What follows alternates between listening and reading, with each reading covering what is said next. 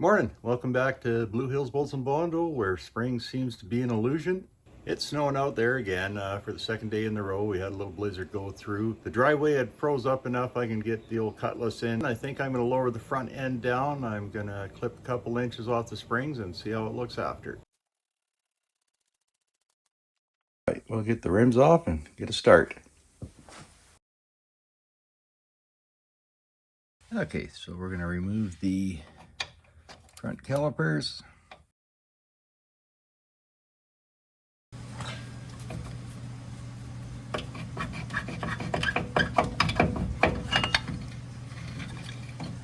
I like to hang a piece of wire on these and try to just get them up out of the way. And then hang them up out of the way, and then it takes a little bit of the weight off it as well. Now we'll remove the sway bar arm nut. Remove the tie rod bolt next. Like to leave some threads on it. A couple taps from the side. Next you'll have to remove your upper and lower cotter keys. Okay, so the upper cotter key is removed. I left the bottom one. I think we can do that. This is just cracked loose barely, but we're going to keep her on near the top. Still got to get the shock out. And then we'll get the jack under this to support it. And now through the shock hole, we're going to drop in this style of spring compressor. Again, I'll probably have to move you out of the way, but I can show you the end results. Okay, we'll take up some tension with the spring compressor.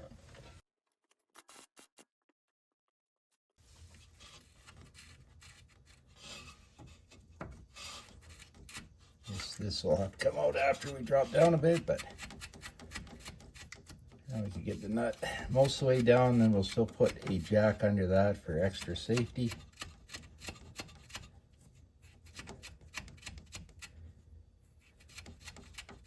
Got about flush there. All right, with the jack under it, I'll see if we can get a couple taps on the knuckle here.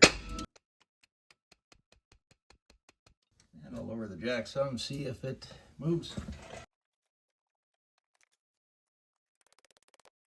Right, we'll have to get the pickle fork in there. See if this works.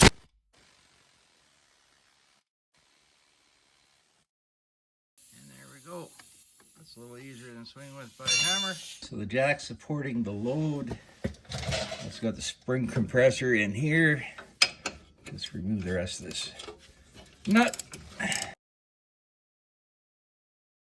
And there we are. All right, I guess I'll lower the jack some.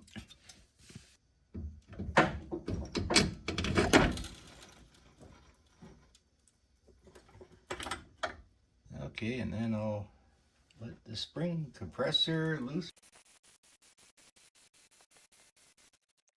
Still not out. All right, so I repositioned the spring compressor, and I'm going to pull up and see if we can get out at that last. And there it is.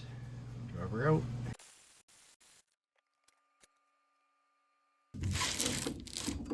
Okay, based on the height of my coil here, it's 16 1/4, and I'm going to drop her down 2 inches on the coil. Should give me close to a 4-inch drop. These hose wheels are so high from factory. So just going to turn it here until I get my 2-inch mark lined up right here. And then I'll put a mark and we'll cut there.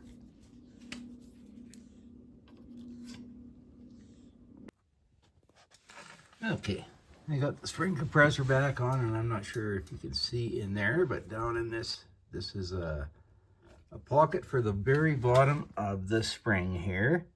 So you want to try and keep that at a 12 o'clock. So when you reinstall, it falls into that. Okay, we'll bring the spring back up a bit.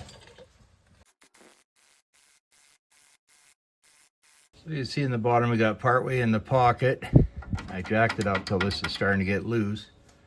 Okay, repositioned a bit, and we'll pull up again. Okay, so with the spring compressor on here, I sucked her up a bit, Then I got a big bar off my tire machine there. And I got it mostly set into place. I'll get the jack up a little higher and knock her in the spot. Got the spring mostly in the pocket here, and I'm going to remove the spring compressor, and then I'll be able to give that spring a whack sideways there as we lift up. It should fall directly into its pocket now. There, sounded like it voluntarily went into where it needed to be. There, perfect.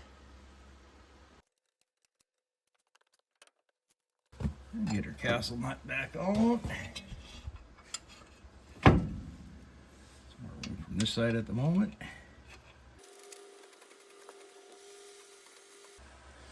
Yes, everything here is just a repeat of taking it off. I will show you what it looks like lowered here in a couple minutes.